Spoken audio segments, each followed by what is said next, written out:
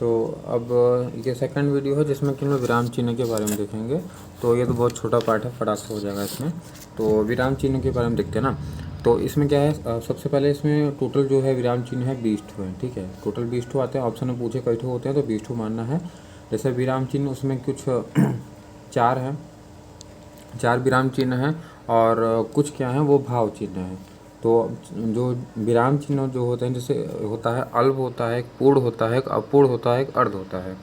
तो ये लिखा हुआ है, एक अल्प है, एक पूर्ण है, एक अपूर्ण है, काला में जो लिखा है अपूर्ण है, फिर एक होता है अर्ध होता है, ठीक है। अल्प, पूर्ण, आगे मिल जाएगा। तो अभी देखते हैं ना नेक्स्ट। फिर ये लाइन इम्पोर्टेंट है कि बोला है कांत प्रसाद गुरु ने विराम चिन्ह को अंग्रेजी से लिया हुआ मानते हैं। तो पूछेगा विराम चिन्ह कहाँ से लिया गया माना हुआ, तो ये इम्पोर्टेंट है, तुम्हारा अंग्रेजी से लिया गया हुआ माना हुआ है। इसको याद रखें, विराम चिन्ह को छोड़कर जो जितना सभी शेष है ना, जैसे कि पूर्ण विराम जो होता है, ये खड़ी पाई वाला जो होता है, उसको छोड़ के सभी से विराम चिन्ह अंग्रेजी से लिए गए हैं। वेरी वेरी इंपॉर्टेंट हो जाएगा। सिर्फ किसको छोड़ना है, पूर्ण विराम को छोड़ देना है, ठीक है। और कोई मतलब नहीं है इसके बाद।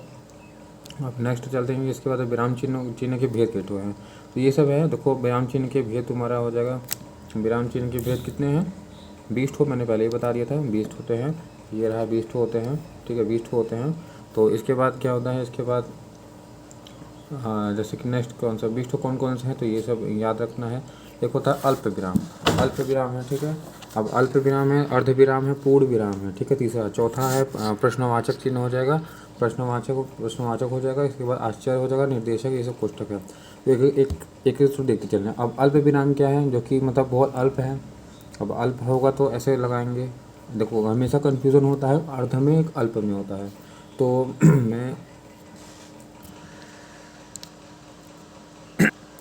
तो मैंने ऐसे याद किया, अर्ध में देखो अल्प मतलब ऐसा, तो अल्प को हम लोग आधा तो बोल नहीं सकते। आधा मतलब 1/2 होता है ना आधा। लेकिन अर्ध को मतलब आधा बोल सकते हैं, 1/2 कर सकते हैं। 1/2 का मतलब होता है 2 चिन्ह आएगा, इतना कंफर्म है। 2 चिन्ह आएगा तो एक एक इसका चिन्ह ये हो जाएगा, एक ऐसे लगता है, एक ऐसे लगेगा, ठीक। ये 1/2 का देखो ऐसे मतलब लिख नहीं रहा कि ये एक इसके बराबर, ये इसके बराबर है। तो उस तरह के देख सकते हैं। तो अल्प विराम को ये ऐसे चिन्ह याद कर लेंगे। इसके बाद नेक्स्ट तुम्हारा अल्प विराम ये है, अल्प विराम में से कॉमा भर आता है, देखेंगे। अर्ध विराम हो जाएगा, पूर्ण विराम हो जाएगा, प्रश्नवाचक चिन्ह हो जाएगा। इसके बाद आश्चर्य हो जाएगा, ऐसे जो कि विस्मयादि चिन्ह बोलते हो। निर्देशक में देखो, जो निर्देशक होता है, निर्देश वाला जो होता है डैश होता है, बड़ा होता है, इस चीज़ का ध्यान रखेंगे, ये ऑप्शन फंसाता है। जो निर्देशक चिन्ह होता है वो बड़ा होता है। योजक जो चिन्ह होता है, जो जोड़ता है, योजक चिन्ह मतलब जो 2 चीज़ को जोड़ता है, जैसे दाल चावल, जो समानार्थी हो, 2 समानार्थी हो, समानार्थी निकल उनके बीच में योजक चिन्ह को लगा देता है, जिसको हम लोग समासिक चिन्ह भी कहते हैं। कोष्टक देखो, छोटा कोष्टक है, ये वाला कोष्टक है, और एक ये वाला कोष्टक है। तो कोष्टक चिन्ह ये हो जाएगा। देखो अवतरण होता है, 2 तरफ का होता है, अवतरण होता है। देखो अगर सिंगल ऐसे और एक ऐसे अगर है, एक ठो, ठीक है। तो अगर इस टाइप का अगर है तो उसको बोलेंगे अवतरण बोलेंगे, ठीक है। अब इसमें डबल कर देंगे, ठीक है, डबल कर देंगे तो वो हो जाएगा तुम्हारा उद्धरण हो जाएगा, ठीक है। अब देखो इसमें अ है, अ तो अ छोटा होता है, ऊ बड़ा होता है। तो अ से तुम्हारा हो जाएगा क्या, कम वाला, मतलब मतलब कम वाला, इसमें कम ब्रैकेट रहता है, उदाहरण में ज़्यादा वाला रहता है। इसके बाद नेक्स्ट तुम्हारा देखेंगे उप विराम है, वेरी इंपॉर्टेंट है। इसे श्री जो कामता प्रसाद थे इसे श्री जो ना श्री गुरु जो थे विसर्ग के समकक्ष बताकर मान्यता देने की बात की गई है ना। तो कौन है, श्री गुरु विसर्ग थे। ये उप विराम इसको बोलते हैं, इसको बोलते हैं अपूर्ण विराम भी इसको कहा जाता है। उप विराम को भी अपूर्ण विराम कहा जाता है, इंपॉर्टेंट है, इसका चिन्ह ये हो जाएगा। वितरण है कोई चीज़ का, जैसे वितरण हम लोग देते हैं कि हाँ बराबर ऐसे कुछ लिखते चले गए, हाँ डैश डैश चलो ये लिखना है। तो इस तरह का जो सिंबल देते हैं वहाँ पे वितरण हो जाएगा। जहाँ अगर पुनरुक्ति अगर आएगा, पुनरुक्ति की बात हो जाएगी।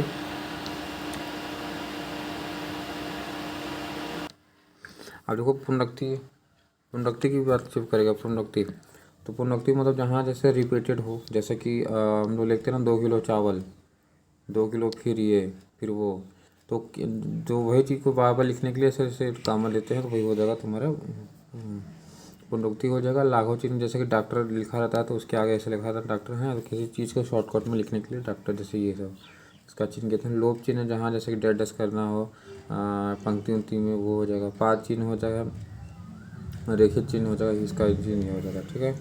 पाची का मतलब जैसे कि राधा लिखा है, राधा नीचे से अंडरलाइन कर देना, वो हो जाएगा। दीर्घ उच्चारण में जैसे ओम में देखो ये सब ये लगा हुआ था, यहाँ दीर्घ उच्चारण चिन्ह हो जाएगा, पाद बिंदु हो जाएगा। जैसे जैसे ये लिखा हुआ है श्यामा लिखा हुआ है तो इसके नीचे बिंदी लगा देंगे, वही हो जाएगा, पाद बिंदु हो जाएगा। हंस पन जैसे कि लिखा है वाक्य में जब एक ही, जैसे इनमें कोई त्रुटि है, जैसे मतलब में छूट गया, वाक्य लिखा है ना वाक्य में जब, तो मान लो वाक्य जब लिखा है तो में मिस हो गया, तो यहाँ पे ऐसे लगाएंगे, चिन्ह लगाएंगे, ऐसे लगा के ऊपर लिख देंगे और में लिख देंगे, तो वहाँ पे हंस पर त्रुटि, इसको त्रुटि चिन्ह कहते हैं, इसको काकपद भी कहते हैं। ये ऐसे लगता है।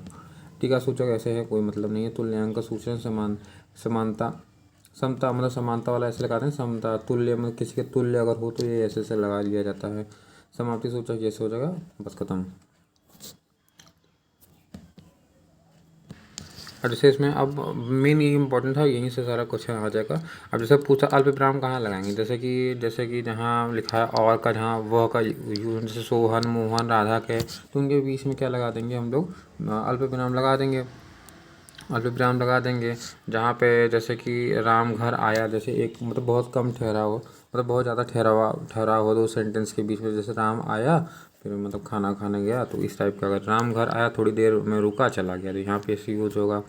किंतु परंतु जहाँ पे लेकिन मगर का जैसे लगा है, वहाँ पे जैसे हम स्टेशन पहुँच तो गए किंतु ट्रेन जा रही थी, तो यहाँ पे भी लग जाएगा।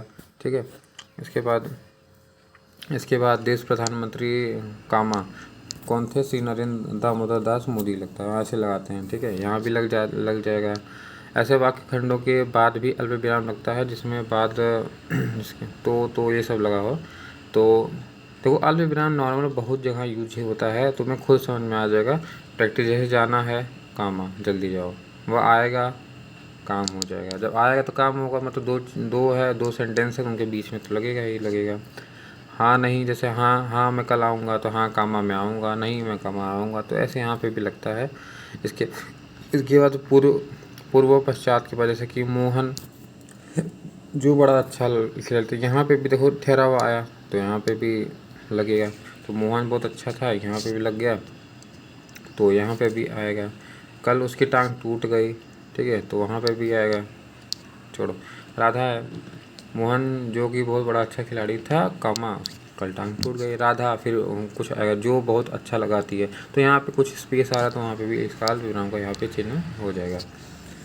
इसके बाद है जैसे कि कोई चीज़ को लिखना है, राम श्याम और ये सब आ रहे हैं, तो कॉमा कॉमा लिखते चले जाते हैं, तो वैसे यहाँ पे श्यामा कामिनी ये सब लिखा है, तो वहाँ पे भी हो जाता है। अल्प विराम वैसे बहुत मिनिमम है, जो कि हम लोग हमेशा यूज़ करते हैं, दो सेंटेंस के बीच में, किसी की शाम के बीच में, हाँ कल मैं आऊँगा, इस तरह के जहाँ पे थोड़ा सा भी वो अलग मिले वहाँ पे होता है।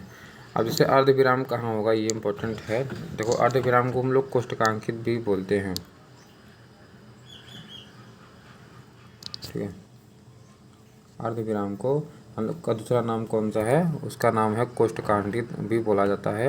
ये अर्ध विराम का हो जाएगा। ठीक है। अब देखो अल्प विराम, देखो जो हम लोग उसके पहले अल्प विराम पढ़े थे ना, कामा, उससे अगर अधिक ठहराव आएगा तो वहाँ अर्ध विराम लगता है। जैसे आओ, बैठो, खेलो, पर बदमाशी मत करो, तो यहाँ पर भी क्या लगेगा, ठीक है, ये लग जाएगा।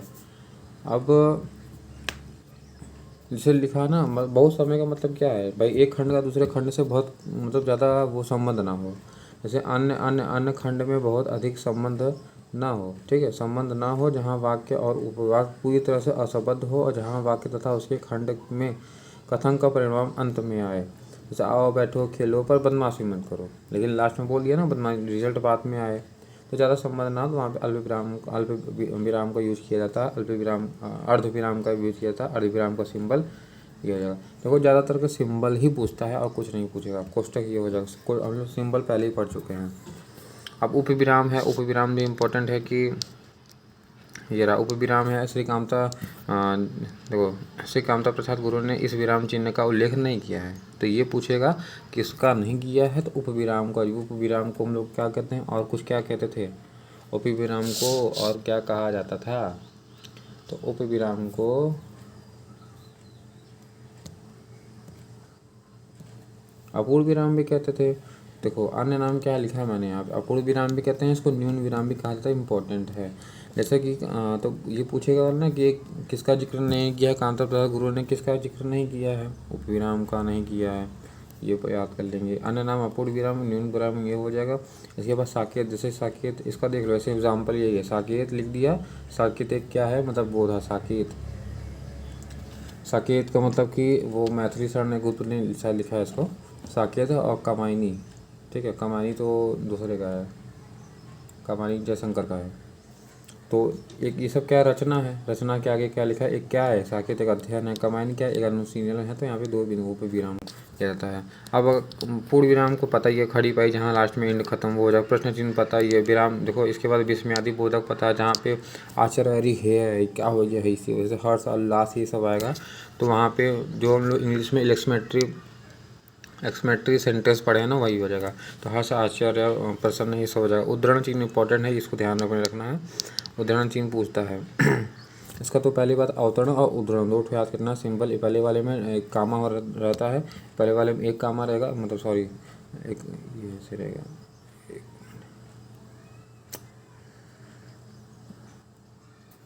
पहले वाले में कामा कैसे रहेगा, ऐसे रहेगा, और दूसरे वाले में कामा ऐसे रहेगा, ऐसे रहेगा। इसको बोलेंगे अदरण रहेगा, इसको बोलेंगे उद्धरण हो जाएगा, ठीक है।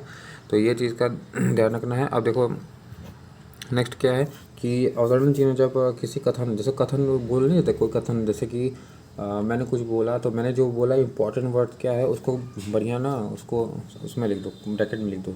जैसे कि मैंने कहा स्वराज मेरा देखो जन्मसिद्ध अधिकार है, मेन पॉइंट ये होता है, यहाँ पे क्या होगा, स्वराज लग जाएगा। जैसे रामचरित क्या है, महाकाव्य है। तो कोई चीज़ की बहुत जो हाईलाइटेड मेन चीज़ होगा उसको हम लोग क्या करते हैं, एक कॉमा में, कॉमा जो होता है उसके अंदर बोलते हैं। जैसे पुस्तक के अंश इंपॉर्टेंट है, पुस्तक के अंश को ज्यों का त्यों उद्धृत करते हैं, जो तो प्रारंभ में और अंत में उद्धरण चिन्ह लगाते हैं, ठीक है। और इकहरी उद्धरण, जैसे इकहरी उद्धरण कौन है, जिसको हम लोग अवतरण पढ़ चुके हैं ना, तो ये सिंबल है। तो इकहरी उद्धरण किसी अक्षर या शब्द पर लगता है, इंपॉर्टेंट है किसी अक्षर या शब्द पे, जैसे देखो ये अक्षर है, यह शब्द तो है, ये शब्द है। तो यहाँ पे देखो इकहरी उद्धरण लगा हुआ है, इस वाले में लिखा है दोहरा लगा है, दोहरा का मतलब उद्धरण लगा हुआ है, ठीक है। और जहाँ पे जैसे किसी चीज़ का विशेष बल देना हो वहाँ पर भी इसका यूज़ होता है। जैसे कि सूर्यकांत त्रिपाठी क्या है, निराला, उनका नाम क्या है, टाइटल है। तो टाइटल भी हमेशा कॉमा में लिखते हैं। तो कौन कौन से लिखेंगे, पहला कथन, किसी बुक या टाइटल का नेम है तो उनको प्रथम इकहरी उद्धरण में रख देते हैं। ये तो कोई एक्स्ट्रा है, इकहरी उद्धरण ऐसे इतना ज़्यादा नहीं डीपली पूछा, लेकिन इकहरी उद्धरण देख लो कि उसमें क्या है, एक ही ठो ऐसे लगा था बस। सूर्यकांत त्रिपाठी क्या है उनका, वो है तो टाइटल है, तो यहाँ पे टाइटल भी रहता है, बस इतना आता है। अब नेक्स्ट हम चलेंगे ये वाला का संयोजक चिन्ह क्या है। जैसे संयोजक ना, जैसे दो चिन्ह के बीच में आता है। जैसे कि ये पूछता है, इसमें इतना ही पूछता है कि संयोजक चिन्ह आता कहाँ है, तो समान, जैसे कि दाल चावल, हम तुम नहीं, दाल चावल मतलब जो समान चिन्ह हो यार। तो वहाँ पे जैसे कि आचार विचार, रंग रूप, आना जाना, तो उन दोनों के बीच में लगता है, देखो सहचर शब्द हो जाएगा। विप्रार्थक शब्द जहाँ हो वहाँ, जैसे धरती आकाश, दिन रात, वहाँ पे भी लगता है ये चिन्ह। समासिक शब्द हो जैसे कि धर धरा, माता पिता, भाई बहन, उठना जागना, तो यहाँ सब अगर जो आता है तो वहाँ पे भी इसका यूज़ किया जाता है, इम्पॉर्टेंट है। इसका चिन्ह ये होता है, एक होता है निर्देशक होता है, वो बड़ा होता है, ये जो संयोजक वाला चिन्ह ये छोटा छोटा होता है, ठीक ठीक है। इसके बाद नेक्स्ट है तुम्हारा कोष्टक है। कोष्टक बताओ, कोष्टक है किसी चीज़ का, जैसे कि सुमित्रा नंदन का नाम क्या था, लक्ष्मण था, कौन थे अर्जुन थे। तो ऐसे कोष्टक में बंद करना इतना इम्पोर्टेंट नहीं है इसका।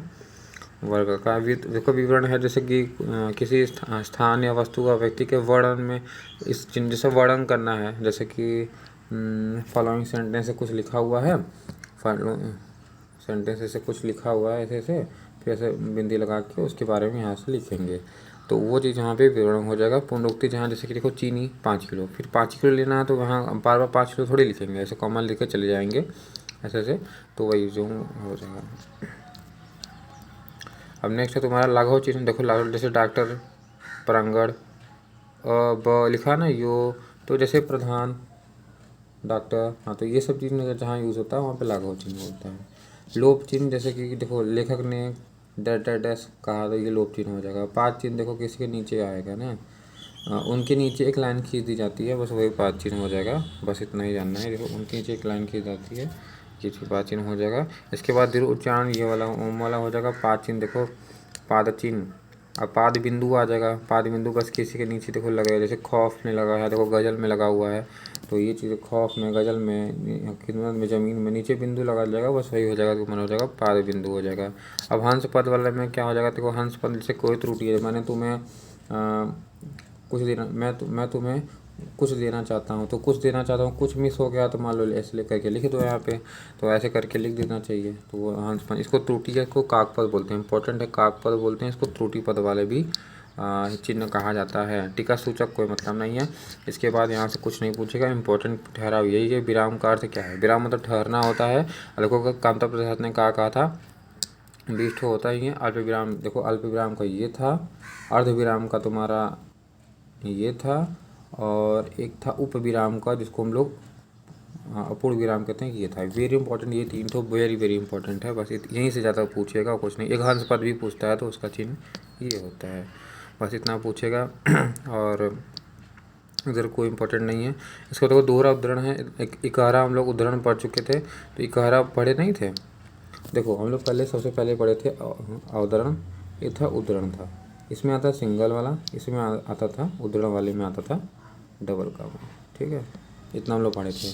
अब इसी को तो हम लोग वो बोल सकते हैं इकहरी, इकहरी बोल सकते हैं ना, इकहरी उद्धरण इसको बोल सकते हैं, और इसको बोलते हैं दोहरी बोल सकते हैं, इसको दोहरी उद्धरण पढ़ सकते हैं बस।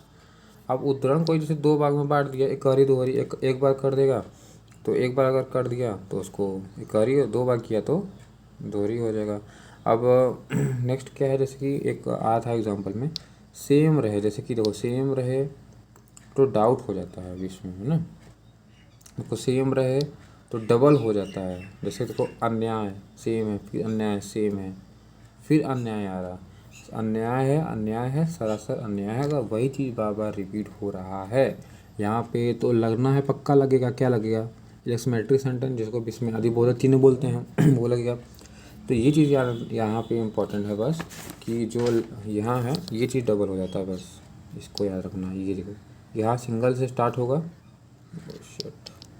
यहाँ सिंगल से स्टार्ट होगा, फिर यहाँ डबल हो जाएगा, यहाँ डबल हो जाएगा, फिर आगे भी यहाँ, एक मिनट, ठीक है, यहाँ भी देखो कोने में डबल हो जाएगा। ये रहा, यहाँ भी डबल हो जाएगा, यहाँ भी डबल है, यहाँ भी डबल है, यहाँ डबल है। शुरू में एक ठो रहेगा बस, अगर सेम सेम अगर हो रहा है तो बस ये इतना रखना। बाकी प्रैक्टिस करो, एक भी क्वेश्चन नहीं फंसेगा। Thank you.